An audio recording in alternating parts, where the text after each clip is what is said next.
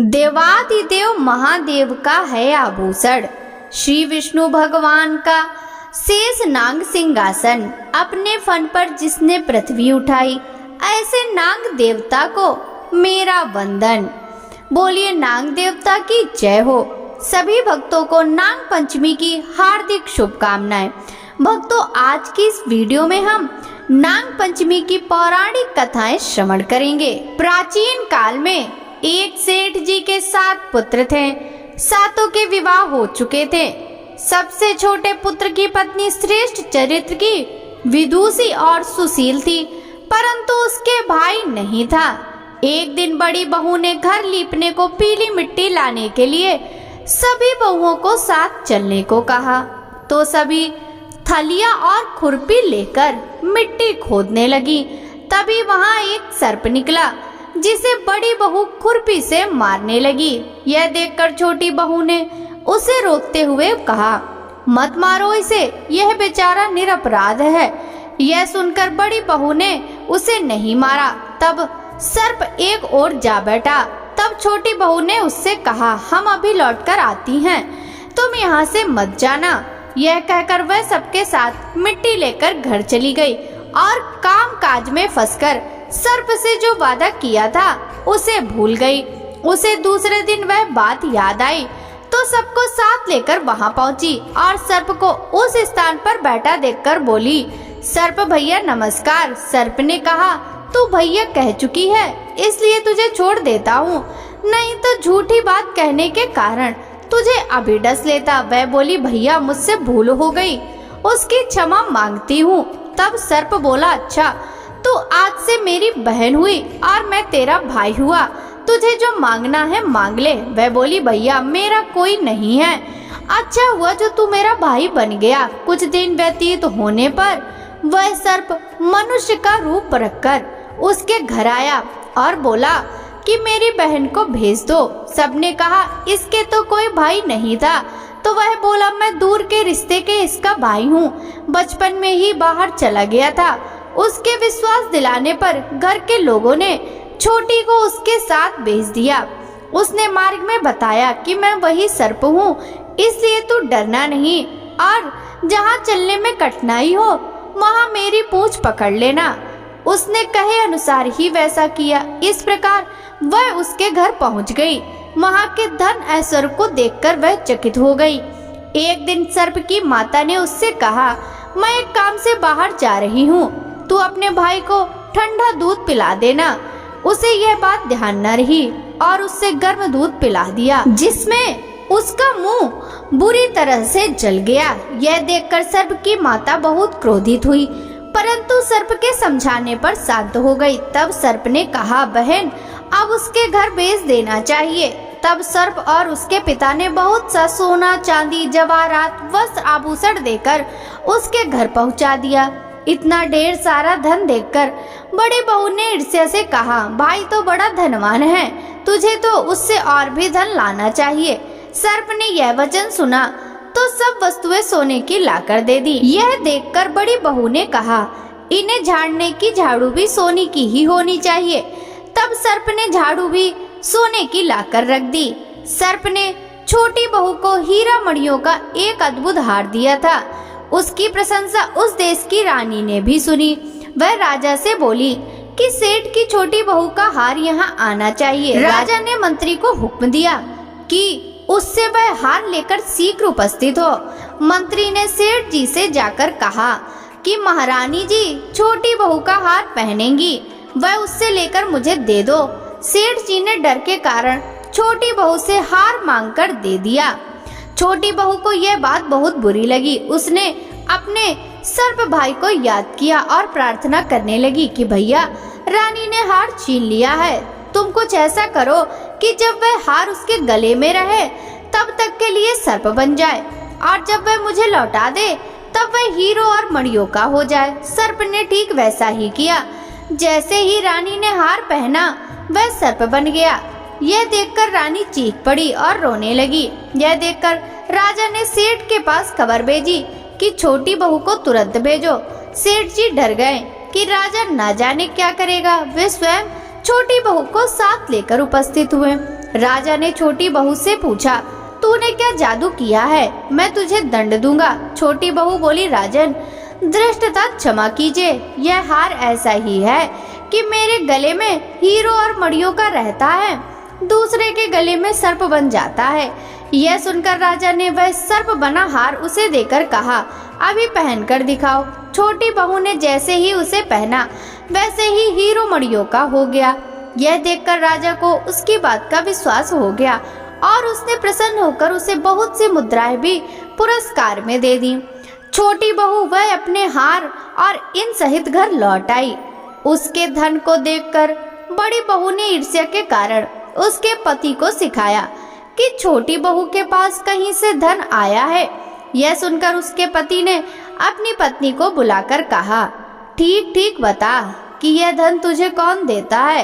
तब वह सर्प को याद करने लगी। तब उसी समय सर्प ने प्रकट होकर कहा, यदि मेरी धर्म बहन के आचरण पर संदेह प्रकट करेगा तो मैं उसे खा लूंगा।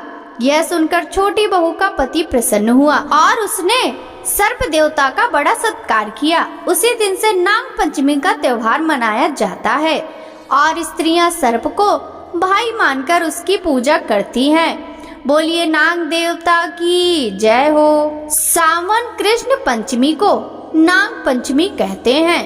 कहीं कहीं पर यह त्योहार श्रावण शुक्ल पंचमी को मनाया जाता है। नाग पंचमी हिंदुओं का पावन पर्व है।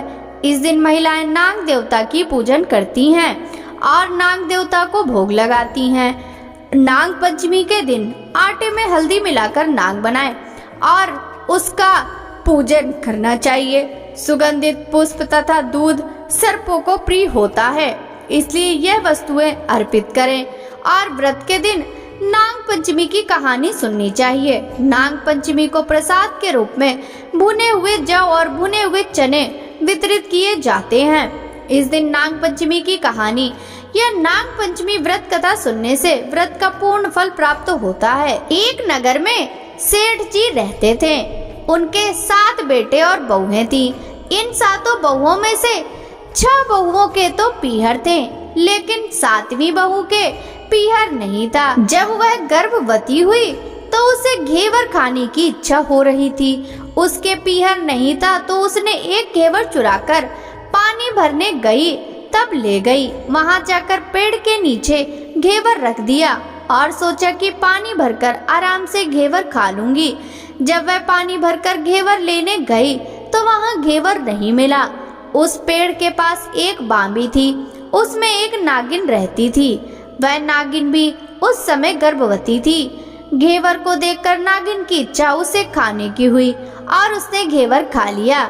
उस नागिन ने सोचा कि यदि साहूकार की बहू मुझे गाली देगी तो मैं उसे डस लूंगी और यदि कुछ नहीं कहेगी तो इस बिना पीहर की को पीहर दिखा दूंगी।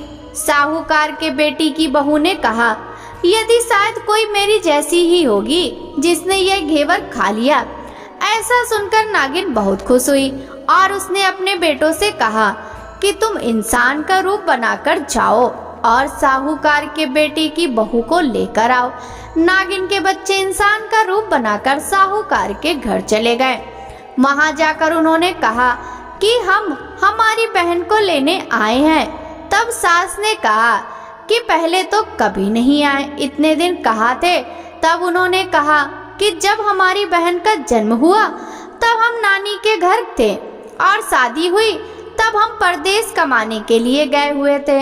उन लड़कों ने बहुत सारे कपड़े, गहने और मिठाइयाँ बहन के सास और जेठानियों के लिए ले गए थे। सास अत्यंत प्रसन्न थी और जेठानियाँ उसे देखकर जल रही थी। सास ने बहू को उनके साथ में भेज दिया। बांबी के पास जाकर उन्होंने कहा, बहन हम नाग हैं। उस दिन जब तुमने पेड़ के नीचे घेवर रखा था तब तुम्हारा घेवर हमारी माँ ने ही खाया था। उन्होंने तुम्हें अपनी बेटी माना है, इस नाते से तुम हमारी बहन हुई। बहन अब तुम हमारी पूंछ को पकड़ लो और डरना मत। उनके कहने पर वह पूंछ पकड़कर बामी में चली गई। वहां पर उन्होंने उसे बहुत लाड प्यार और सुख से रखा। वहीं पर उसने एक लड़के को जन्म दिया। जब उसका लड़का थोड़ा बड़ा हुआ तब की बात है, पड़ोसन ने साहूकार के बेटे की बहू को सिखा दिया कि अगर तू तेरी माँ की इतनी ही लाडली है तो तेरी माँ से कहना कि आज से नागों को दूध मैं ही पिलाऊंगी। पड़ोसन का ताना उसे सहन नहीं हुआ। वह माँ से जिद करके नागों को दूध ठंडा करने लगी। अब तक दूध ठंडा नहीं हुआ था, उससे पहले ही उसके बेटे ने घंटी बजा दी। घंटी की आवाज सुनकर छोटे बड़े सारे नाग दूध पीने के लिए दौड़ पड़े। जब उन्होंने दूध में मुंह लगाया तो नागों का मुंह बहुत बुरी तरह से जल गया। तब नाग क्रोधित होकर बोलने लगे कि हम बहन को काटेंगे। उसकी माँ ने उन्हें समझाते हुए कहा कि उसे मत काटो, यह तुम्हें आशीष देगी। थोड़े दिन बीत जाने के बाद पड़ोसन ने फिर से ताना मारा कि यदि तेरी माँ तुझ पर विश्वास करती है तो तुझे 7वें कोटे को चाबी देती। उसने माँ से जिद करके चाबी ले ली और जब ताला खोला तो अंदर झूले में बाबा नाग झूल रहे थे। उसने बाबा नाग से कहा, सत सिया राम बाबा। उन्होंने कहा कि तूने सत सिया राम कर लिया, वरना मैं तुझे डस लेता। तब उसने कहा कि आप तो मेरे पिता हो, मुझे कैसे डर सकते हो। नाग देवता ने उसको 9 करोड़ का हार दे दिया। माँ ने अपने बेटों से कहा, बाई तो अब बड़े घरों में हाथ डालने लगी है, उसे घर पहुंचा दो। नागों ने साहूकार के बेटे की बहू को बहुत से गहने कपड़े दिए और ससुराल पहुंचा दिया। थोड़े दिन की बात है, उसका बच्चा झाड़ू तोड़ रहा था। ताई ने कहा, झाड़ू मत तोड़, इतने तोड़ने का शौक है तो तेरे नाना मामा के यहाँ से लाया होता। सांपों ने सुन लिया। माँ से जाकर कहा। माँ ने कहा, 2 झाड़ू सोने की बनवाओ, 2 चांदी की बनवाओ और दे आओ। ताइयाँ देखकर जल गई, कहने लगी, इसके तो ताने मारने से धन बढ़ता है। कुछ दिनों के बाद की बात है, बच्चा गेहूं बिखेर रहा था। ताई ने ताना मारा, गेहूं बिखेरने का शौक है तो नाना मामा से ले आता, हमारे यहाँ तो मत बिखेर। सांपों ने सुन लिया। जाकर माँ से कहा। माँ ने कहा, 2 बोरी दाने सोने के घड़ाओ, 2 बोरी चांदी के घड़ाओ और दे आओ। ताइयाँ और जल गई, कहने लगी, इसे ताने मत मारो, इसका धन बढ़ता है। छोटी जिठानी लकड़ी लेने गई, वहाँ सांप था। उसने सोचा सबसे छोटी को भेजना चाहिए, सांप उसे खा जाएगा तो मुसीबत मिट जाएगी। छोटी बहू लकड़ी लेने गई तो वहाँ सांप बैठा था। बोली, भैया राम राम। सांप ने झट से बिछुए दे दिए, पहनकर छम छम करती चली आई। जिठानियाँ देखकर जल गई। 2-4 दिन बाद पान की गड्डियों में एक सांप को देखा तो बड़ी जिठानी ने सबसे छोटी को पान लेने भेजा। उसने सोचा आज सांप अवश्य काट लेगा। सांप को देखकर छोटी बोली, भैया घर के क्या हाल चाल हैं? घर में सब ठीक तो है? सबको मेरा राम राम कहना। सांप ने मुंदड़ी पहना दी। जिठानियां फिर जल कुड़ गई। उसका पति दुकान से आया, तब सिखा दिया कि तेरी बहू के तो सांप बिच्छू से दोस्ती है। साहू का बेटा अपनी बहू से रात को कहने लगा, सच सच बता, सांप बिच्छू तेरे क्या लगते हैं जो तुझे काटने के बजाय गहने देते हैं? बहू ने कहा, वो तो मेरे भाई भतीजे लगते हैं। फिर उसने सारी बात अपने पति को बताई। पति ने कहा, तो क्या तेरे भाई भतीजे तुम्हें ही बुलाते हैं? कभी अपने जवाई को यानी हमें तो बुलाते नहीं। आने कोने में छुपे सांपों ने बात सुन ली तो जाकर अपनी माँ से कहा। माँ ने कहा, दोनों को बुला लाओ। वे इंसान का रूप बनाकर दोनों को व बच्चों को बुला लाए। खूब कपड़े गहने देकर तीनों को विदा किया। ऐसा समर्थ पीहर नाग पंचमी की कहानी कहने वालों, नाग पंचमी की कहानी सुनने वाले सबको मिले। जैसे अनपिहरी को पहले रही थी, किसी को भी ना रखे। बोलिए नाग देवता की जय हो। एक बार किसी गांव में एक किसान रहता था। किसान के एक बेटी और 2 बेटे थे। किसान बहुत मेहनती था। अपने परिवार को पालन पोषण के लिए वो खुद हल चलाता था। एक दिन हल जोतते हुए किसान ने गलती से एक नागिन के अंडे को कुचल दिया। सभी अंडे नष्ट हो गए। नागिन खेत में नहीं थी। जब वह लौटी तो बहुत गुस्सा हुई और उसने बदला लेने की ठानी। नागिन ने कुछ ही समय बाद किसान के बेटे को डस लिया, जिससे दोनों की मौत हो गई। नागिन किसान की बेटी को भी डसना चाहती थी, लेकिन वो घर पर नहीं थी। अगले दिन नागिन फिर किसान के घर आई तो देखकर बहुत हैरान हुई, क्योंकि किसान की बेटी ने नागिन के सामने एक कटोरी में दूध रख दिया और नागिन से माफी मांगने लगी। किसान की बेटी के इस रवैये से नागिन बहुत खुश हुई और नागिन ने दोनों भाइयों को जीवित कर दिया। यह घटना श्रावण शुक्ल की पंचमी को हुई थी। यही कारण है कि इस दिन नागों की पूजा की जाती है। बोलिए नाग देवता की जय हो। एक राजा की रानी गर्भवती थी। उसने जंगल से फल लाने की इच्छा व्यक्त की। राजा वन से करेली तोड़ने लगा। तभी वहां नाग देवता आ गए और कहा, तुमने मेरी आज्ञा के बिना करेली क्यों तोड़ी? राजा ने क्षमा मांगी, लेकिन नाग देवता ने एक ना सुनी। राजा ने नाग देवता से कहा कि मैंने अपनी रानी को वचन दिया है, इसलिए वो करेली को घर ले जाना चाहते हैं। नाग देवता ने कहा, ठीक है ले जाओ, लेकिन इसके बदले में तुम्हें अपनी पहली संतान मुझे देनी पड़ेगी। राजा को कुछ समझ नहीं आया कि क्या करे। राजा ने वचन दिया और घर आ गया। घर आकर राजा ने रानी को सारी बातें बताई। रानी ने एक बेटे और एक बेटी को जन्म दिया। कुछ ही दिनों में नाग राजा के घर संतान लेने पहुंचा। राजा ने कहा कि पहली संतान लड़की हुई थी, लड़की के मुंडन के बाद आना, तभी दूंगा। राजा की बात मानकर नाग वहां से चला गया। नाग फिर आया। राजा ने कहा नाग को कि शादी के बाद आना, लेकिन नाग ने सोचा कि शादी के बाद तो पिता का पुत्री पर कोई अधिकार नहीं रहता, इसलिए नाग ने लड़की को उठा ले जाने की योजना बनाई। एक दिन नाग राजा की बेटी को उठाकर ले गया और राजा को बता दिया।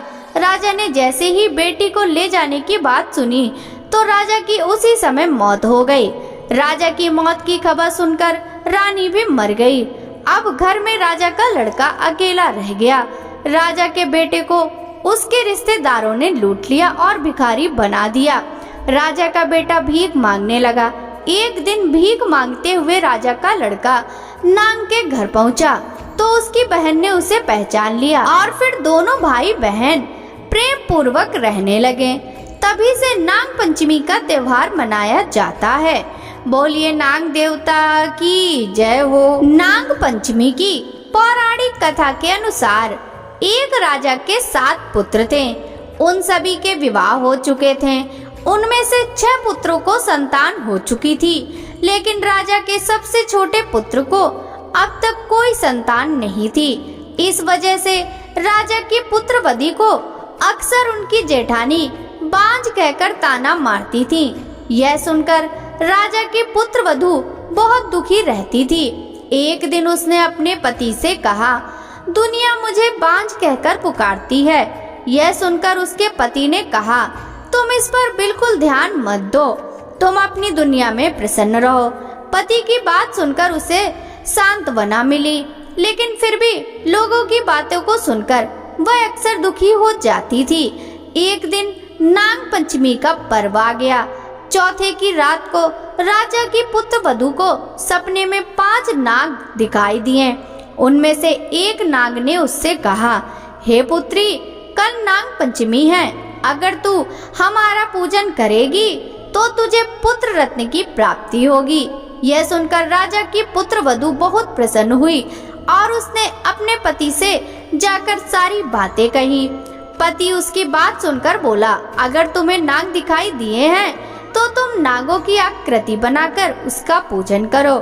सभी नाग देवता ठंडा भोजन ग्रहण करते हैं, इसलिए उन्हें कच्चे दूध चढ़ाओ। नाग पंचमी के दिन राजा की पुत्रवधू ने ठीक वैसा ही किया।